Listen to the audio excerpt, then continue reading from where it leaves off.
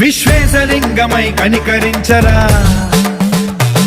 విధి లిఖితమునిక పరపర చరిమి అమృతమి కురిపించరా